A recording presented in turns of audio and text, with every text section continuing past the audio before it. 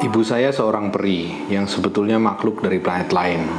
Kelompok mereka sudah 2,5 juta tahun yang lalu mendarat di daerah selatan yang sekarang menjadi Blitar itu. Lautan Kidul yang dalamnya lebih dari 7.000 meter itu sebelumnya adalah suatu benua. Di situ nenek moyang ibu saya mendarat dan mulai membangun masyarakat yang luar biasa majunya. Dengan sendirinya pada waktu itu belum ada manusia di benua yang lalu menjadi Pulau Jawa ini. Bangsa ibu saya menyaksikan itu semua.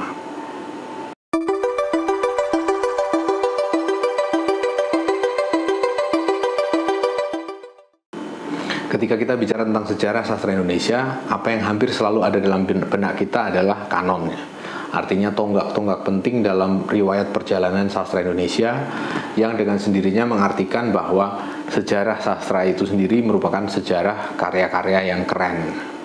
Dalam buku-buku kritik sastra kita, hal itu tercermin dengan sangat jelas ya. Jadi misalnya kalau kita ambil buku Yudhoyono KS, Sejarah Sastra Indonesia yang diterbitkan di Grasindo itu, atau misalnya buku panjang tentang kritik sastra Indonesia yang ditulis oleh Rahmat Djoko Pradopo, atau berbagai macam tinjauan-tinjauan kritis tentang sejarah sastra, itu hampir selalu tentu mengarah kepada karya-karya yang dianggap penting.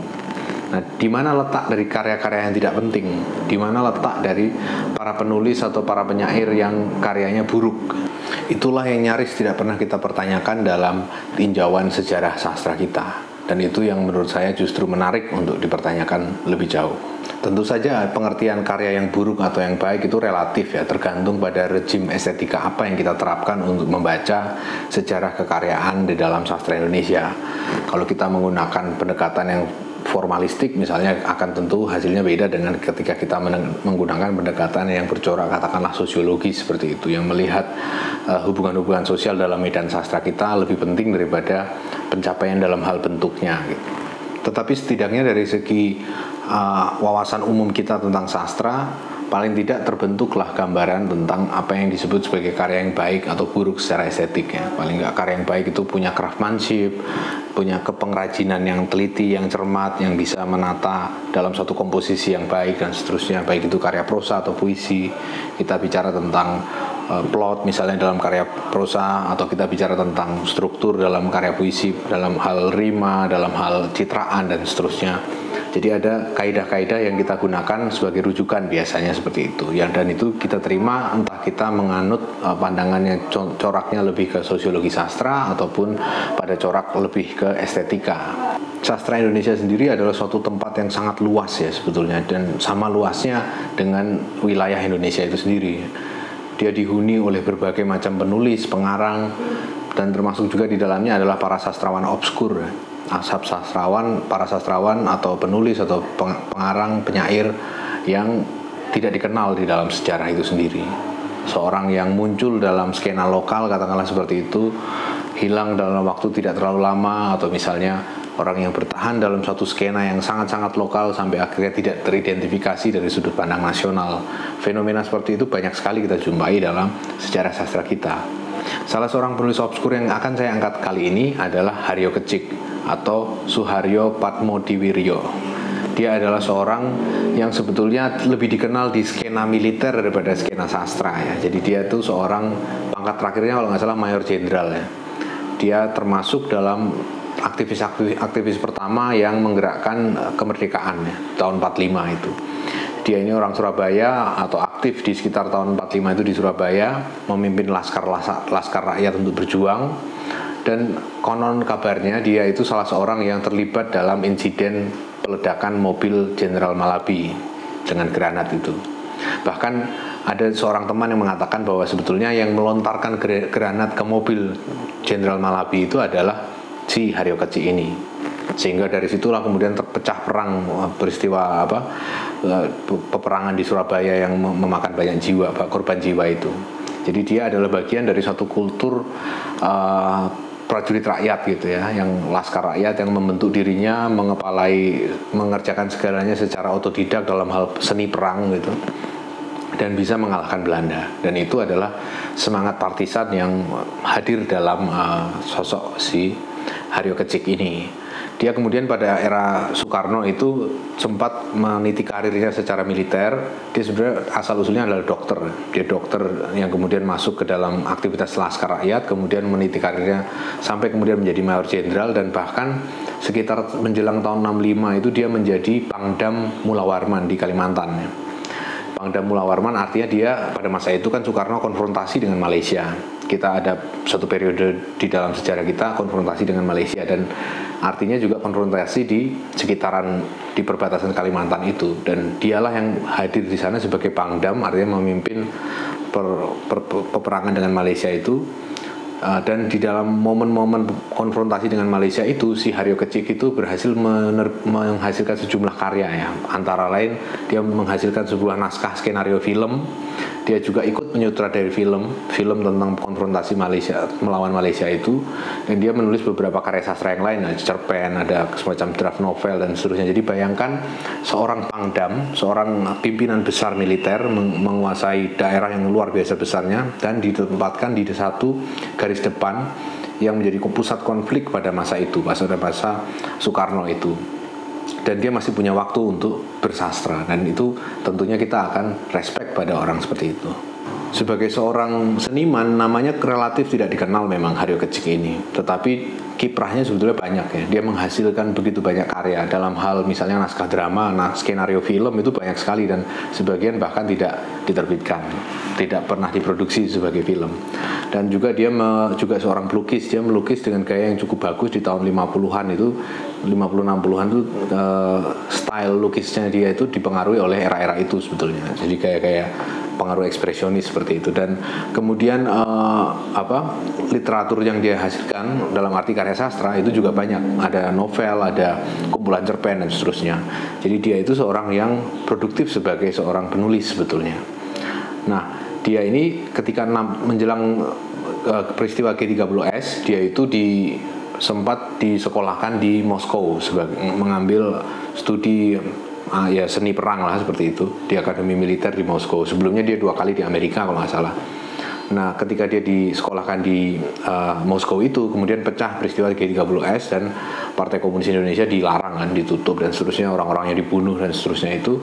Sehingga ketika dia pulang tahun 77 itu dia langsung ditahan karena dianggap sebagai bagian dari kultur yang mau dihancurkan oleh Orde Baru, yaitu Soekarnoisme, jadi pandangan-pandangan kiri nasionalis seperti itu. Dia termasuk dalam Anasir itu.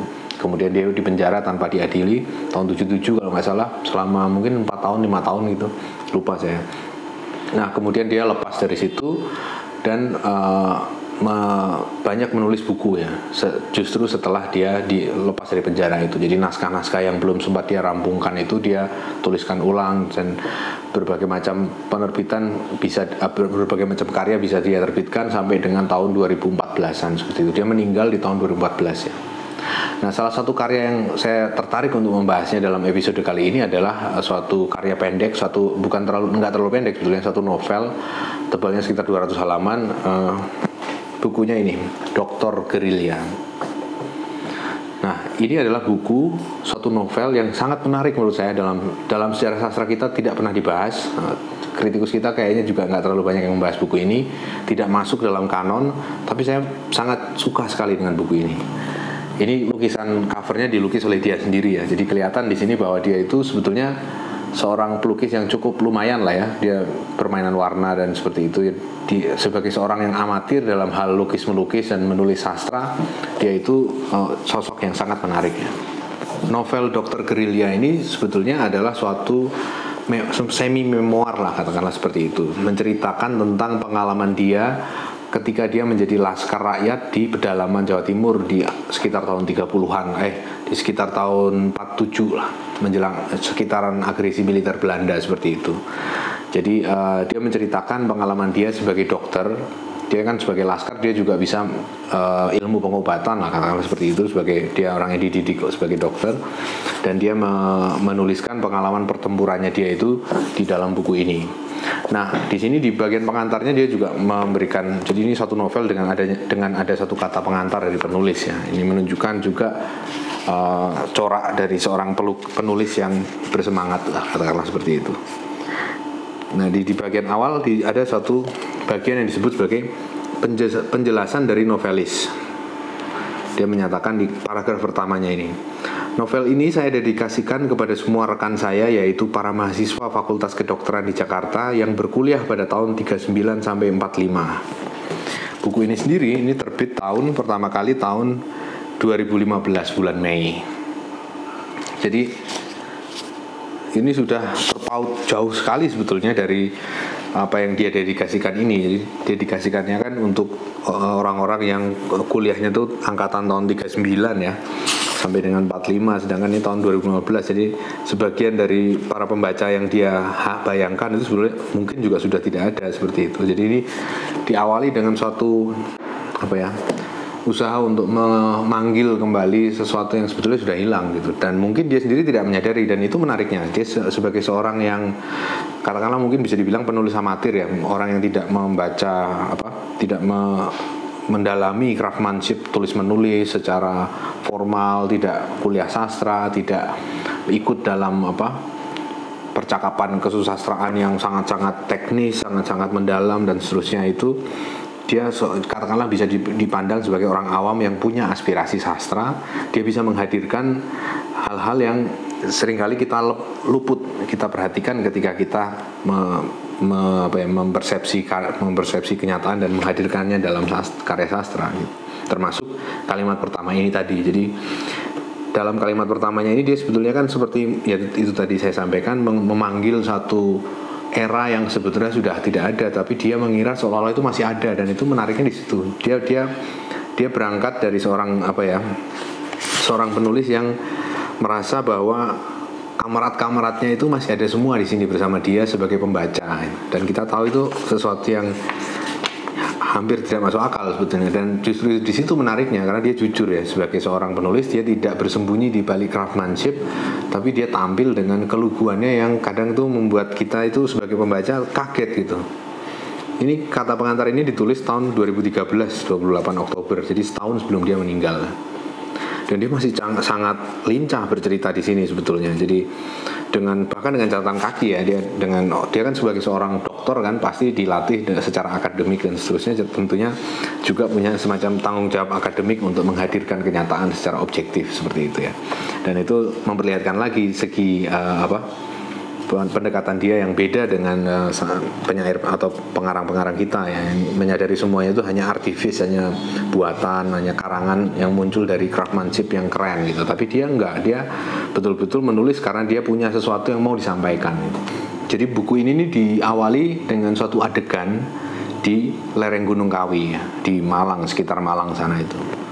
Ceritanya adalah seorang dokter yang kebetulan juga seorang sniper, jadi ahli penembak jitu itu, yang adalah Pak Dr. Haryo Kecik itu sendiri. Jadi dia itu adalah dulunya seorang sniper, selain juga sebagai dokter dan nanti akan kita lihat lagi ada beberapa hal kecil lain yang sebenarnya berkaitan dengan sosok dia ini.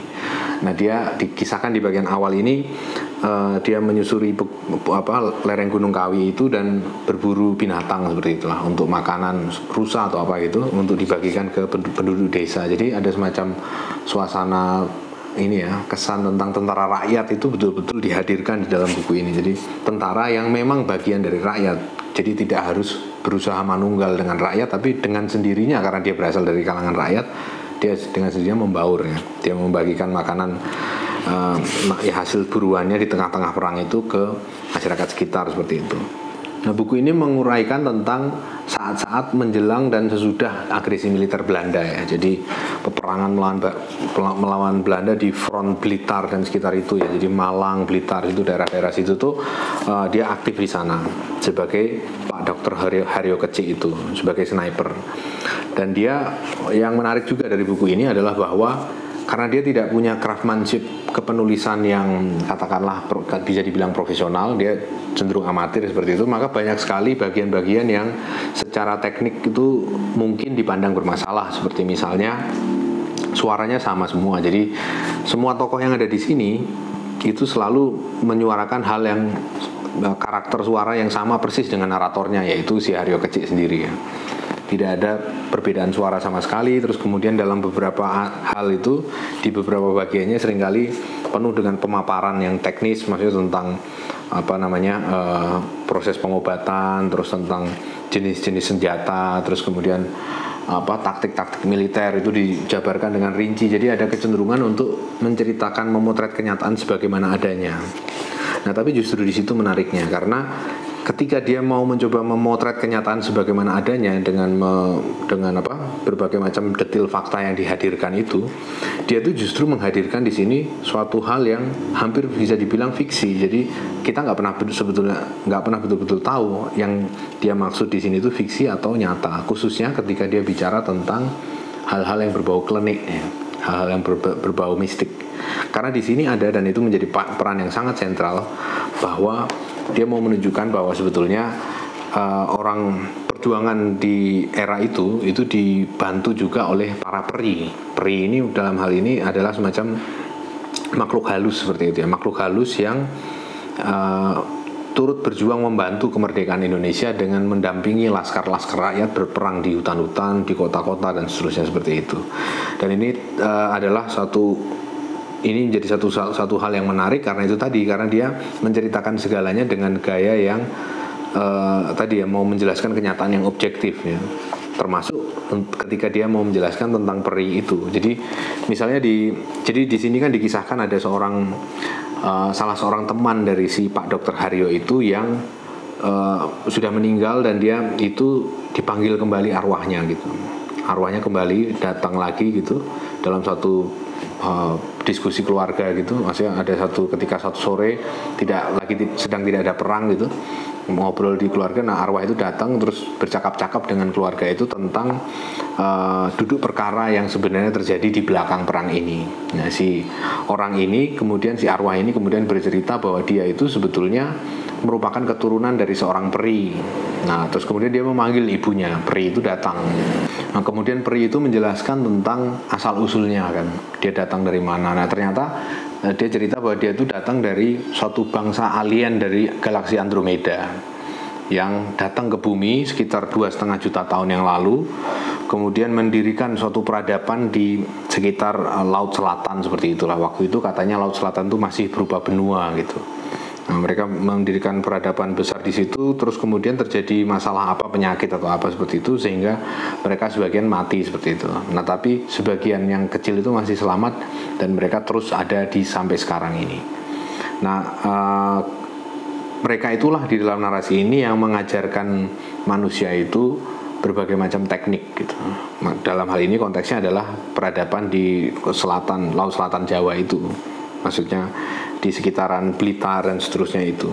Dan di sini dikisahkan bahwa peri itu berbicara dalam kosakata yang mungkin hanya bisa kita kenali dalam konteks masa kini ya. Artinya awal abad ke-21. Karena misalnya ini Haryo Kecik di sini menghadirkan tokoh peri itu, ibu peri itu berkata, kami dapat berevolusi secara cepat menuju taraf hidup yang sekarang ini. Bersamaan itu kami booster up secara cepat perkembangan ilmu pengetahuan ke berbagai arah.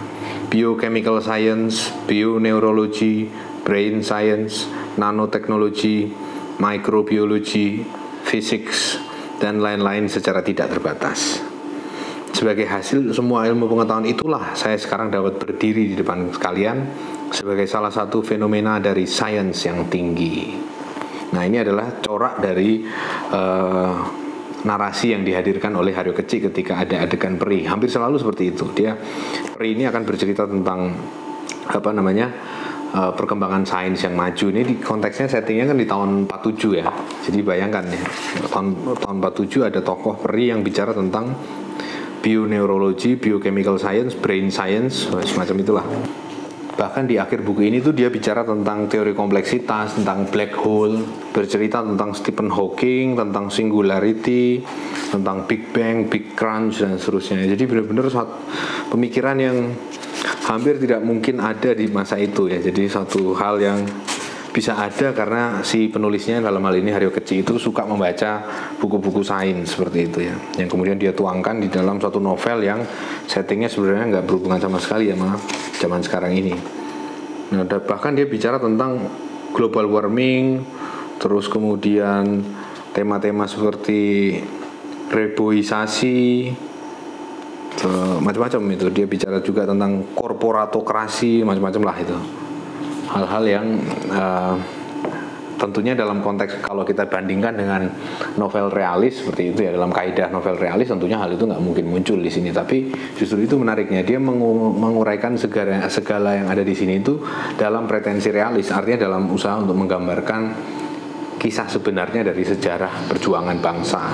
Tetapi dalam kisah sebenarnya itu dia menceritakan hal-hal yang tidak masuk di akal, seperti peri yang bisa tahu neuroscience dan seterusnya. Bahkan peri yang ada di sini ini dikisahkan ikut membantu perjuangan para laskar rakyat ini ya. Misalnya di halaman 149 ini dikisahkan, Pak Dokter menganggap pertemuan telah cukup. Hasil penting pertemuan ialah bahwa telah bisa terlaksananya cara perhubungan cepat antara Pak Dokter dan Herman di Blitar serta Dokter Sudi di Bondowoso melalui Trisno yang secara rutin akan menjadi asisten Pak Dokter. Nah, Trisno ini arwah tadi itu, arwah yang merupakan anak dari Ibu Peri tadi itu. Jadi bahwa perhubungan cepat antara Blitar Bondowoso itu terjadi lewat medium arwah, dan itulah yang memungkinkan komunikasi di kalangan para pejuang laskar rakyat itu tidak bisa ditembus oleh Belanda.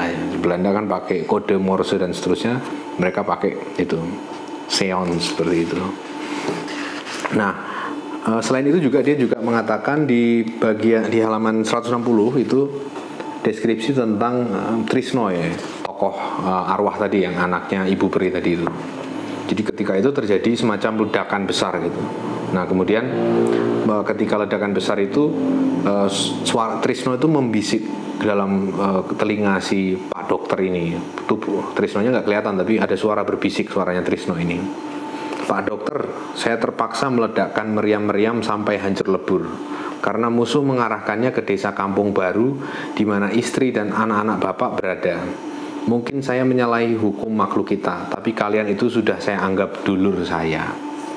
Jadi si Trisno ini karena sudah, si arwah ini karena menganggap Pak Dokter ini kerabatnya sudah sebagai bagian dari keluarganya si Trisno, sedulur ya, saudara dari keluarganya dari Trisno si arwah ini, anak peri itu, maka meriam-meriamnya si Belanda itu dihancurkan sebelum dia sempat menembakkan pelurunya ke desa Kampung Baru tempat keluarga Pak Dokter itu. Nah, di situ kelihatan, jadi di sini betapa mereka ini berperan ikut menentukan jalannya plot ya. Jadi kehadiran para makhluk halus ini. Selain itu juga kita bisa ngelihat di sini semacam aspirasi politik dari atau pandangan-pandangan politik dari Haryo Kecik sendiri, karena itu disuarakan lewat ungkapan dari Ibu Peri itu. Salah satunya di sini tuh dikatakan misalnya di halaman 140 itu terjadi dialog ya antara seorang dari keluarga itu dengan Ibu Peri yang menanyakan tentang kondisi di planet aslinya si Ibu Peri itu, karena dia kan dari galaksi Andromeda tadi, udah pindah ke bumi sejak 2,5 juta tahun yang lalu. Nah, di planet sana itu seperti apa gitu. Nah, si Ibu Peri itu menyatakan, secara teoritis saya dapat menjawab pertanyaanmu mengenai sistem negara di planet kami yang termasuk dalam galaksi Andromeda. Di dalam masyarakat kami tidak ada golongan atau kelas. Penghuni planet berstatus sama kedudukan sosialnya. Kalian di bumi ini tidak dapat membayangkan adanya masyarakat kehidupan peradaban seperti yang ada di planet itu. Jadi kondisi yang digambarkan sebagai tempat asal-usul sang peri itu adalah suatu tatanan sosial yang tidak mengenal golongan, tidak mengenal kelas. Dengan kata lain, suatu tatanan yang menolak segala bentuk feodalisme ya, semacam sosialisme seperti itu. Nah, sosialisme ini juga menjadi tema penting di dalam novel ini, dan juga menjadi pesan dari si Ibu Peri ini pada periode setelah mereka menang perang ya. Jadi setelah Ibu Peri ini mengajarkan tentang chaos teori, pemikiran Henri Poincaré, seorang matematikawan dan fisikawan abad 19 itu dari Perancis. Nah, itu kemudian dia terakhir memberikan pesan-pesan lah semacam itu di penutup buku ini.